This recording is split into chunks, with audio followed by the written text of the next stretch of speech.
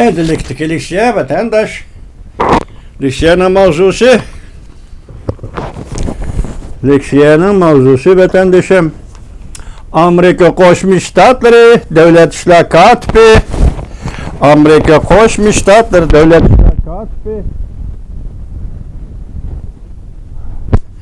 Antony Blinken Şanghay şehir sekreteri bilen görüşkende iki taraf münasebetini mas'uliyetchan tizginlashni chaqiriq qildi. Mavzuli xabar 4-ayning 25 kuni Amerika ovozidan Xitoy tili programmasi e'lon qilindi. Xabar bunday boshlandi. Amerika Qo'shma Shtatlari Davlat ishlar kotibi Antony Blinken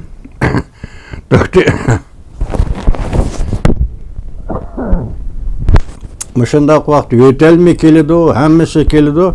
Acayip dünya ekan bu dünya vatanda. Antony Blinken 4-ayning 25 kuni payshanba Amerika Jungo ikki tarafning o'rtasidagi ixtiloflarni mas'uliyatchan bir taraf qilish chaqiriq qildi.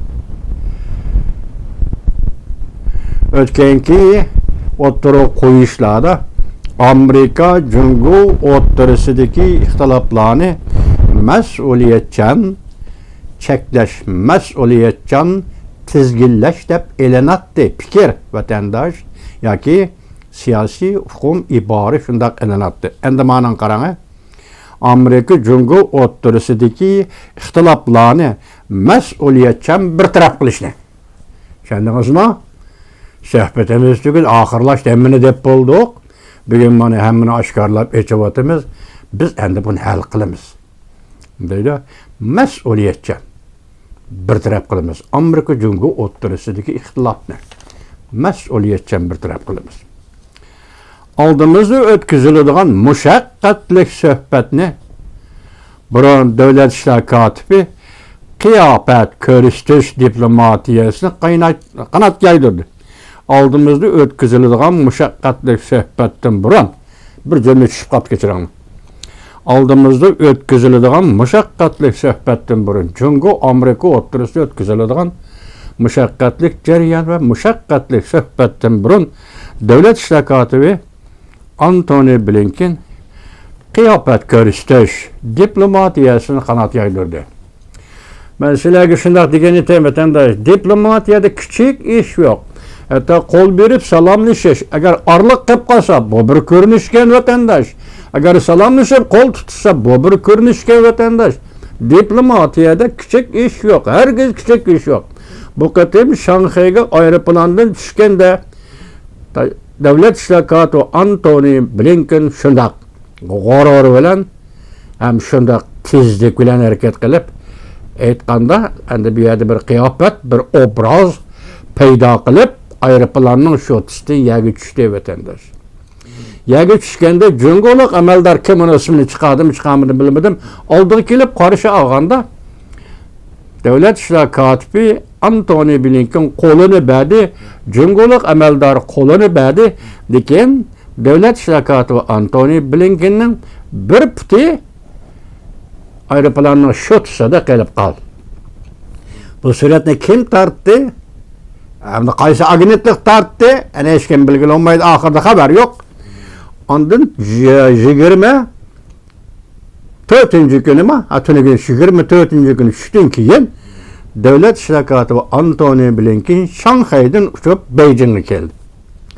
Beijingga kelganda aeroplanda yana shundoq tushdi.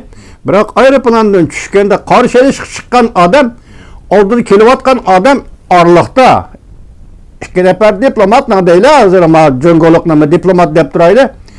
Orliqda 1 metr, 2 metr orliq qoldi.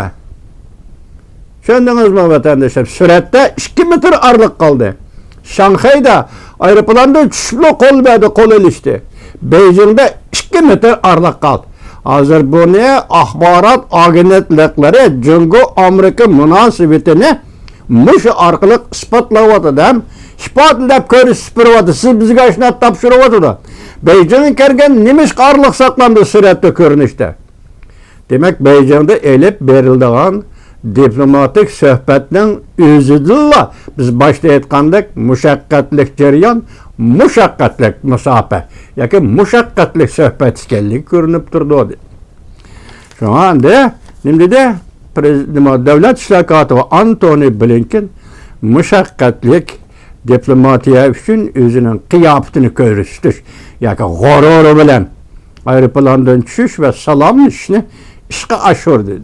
Amerika Qo'shma Shtatlari davlat ishlar kotibi Antony Blinken Beijingda Jungo rahbarlari bilan ko'rishishdan burun Shanxay shahriga tushib, Shanxay shahri sekretari Jin Jening bilan ko'rishdi. Davlat ishlar kotibi Antony Blinken mundaq ko'rsatdi. Amerika Qo'shma Shtatlari prezidenti Joe Biden dunyodagi ikki cho'ng iqtisod davlati o'rtasida bevosita va davomli dialoglaşışga kuch chiqardi. Tushundingizmi? Endi hozir diplomatik munosabat doirasi, diplomatik amaldorlarning doirasi olib chiqib, Amerika Qo'shma Shtatlarining prezidenti Joe Biden Jungodagi eng cho'ng ikki cho'ng davlat, ya'ni iqtisod davlati o'rtasida bevosita va davomli dialoglaşishga kuch chiqardi. Shunga qaraganda prezident Joe Biden Beijingni ziyorat qildi ham bu qatimqi suhbat bevosita bo'ladi. Davlat ishlar kotibi Antony Blinken mundaq hisobladi. Bevosita mush abzasida diqqat qilinglar. Hisobladi. Bevosita uchrashishning qimmatining intayin muhimligini ta'kidlayman. Bevosita uchrashish bugun men diplomat sifatida uchrashdim. Balki prezident Joe Biden bilan bevosita uchrashishinglar mumkin Jungo rahbarlar. Men shunga bundaq uchrashishning qimmatini, muhimligini ta'kidlayman. Amaliyotda bu ham zarur. Biz o'zaro aloqa munosabatda bo'lamiz. Aramizdagi ixtiloflarning haqiqatini so'zlaymiz. Shunami? Echivitida taylikni echivitida dedik-ku.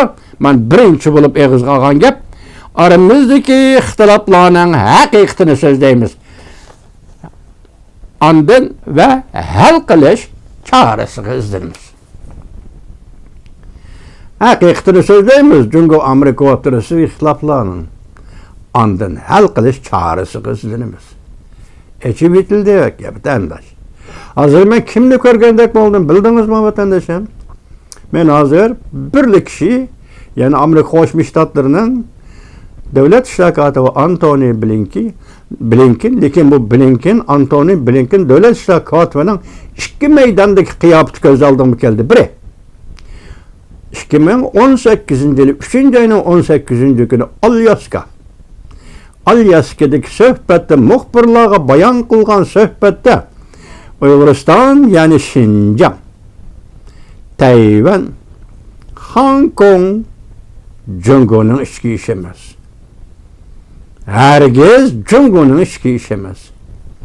Bugungi Amerika Qo'shma Shtatlari davlat ishlar kotibi Antony Blinken Beijingda shunda dediki, aramizdagi ixtiloflarning haqiqatini so'zlaymiz.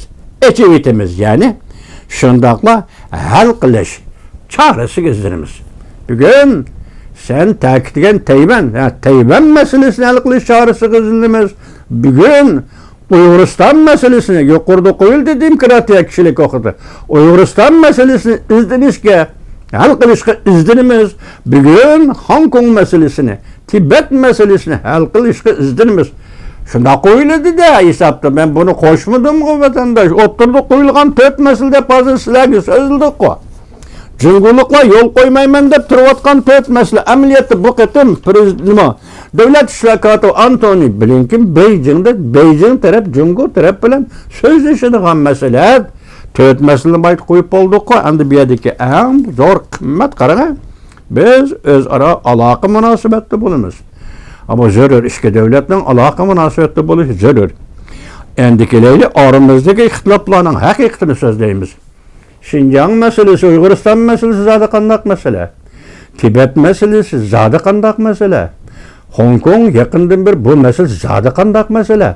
Tayvan masalasi zodi qandaq masala? Echib tashlaymiz. Eşip taşlagandan keyin andan bu meselelerni hal qilishdan çarəsini izdirimiz. Siz izdirisiz Cungoluk hökümet rəhbərləri. Biz izdirimiz Amerika Qoşmuş Ştatları devlet rəhbərləri. Degan ma'nidagi gap. Vatandaş, bu cümlesiniz olsun ne qara? Aramızdaki ixtilafların haqiqatini so'zlaymiz ve hal qilish çarəsini izdirimiz. Şanghay 23. günü 24. günü Amerika Qoşmuş Ştatları Devlet İşleri Katibi Antony Blinken. Endi Şanghay'da so'zlagan dedim dedim bundaq bir cümle so'z eg'iz qoldi. Bu nima? Mesela Şanghay'a düşüş mü? Bu da araq görünüş var ki vatandaş. Amerika'nın savdo sanoati ve shundaqla xususiyla mayli qandaq şirketlerinin ki kapitali Şanghay'a selinib Şanghay iqtisodini gullantirib, uningdan keyin ondan Jungo iqtisodini gullanishga elib kirgan bir tarix var ekan vatandaş. Buni Devlet İşleri Katibi Antony Blinken ham eg'izga oldi. Faqat savdo tijorat shaklida eg'izga oldi. Cho'ng yoki hozir men degandek eg'izga olmadi, tijorat shaklida eg'izga oldi. Buni o'xshashli Şanghay shahrining sekretari Jin Jimin buni ham eg'izga oldi. Şunda tekrarladı. Endilikte hazır Beijing'e kep oldu. Amerika Qoşmuş Ştatları Devlet İşleri Katibi Antony Blinken Beijing'de Jungo'nun Tashqi ishlar ministri Wang Yi bilan görüşdü. Devlet Meclisi yakında ma'qullagan İsrailiya, Ukrayna, Tayvanga yordam berish qonun loyihasi Amerika matbuotlari muxbirlarni kutaverishig'ida bunda savol qo'ydi.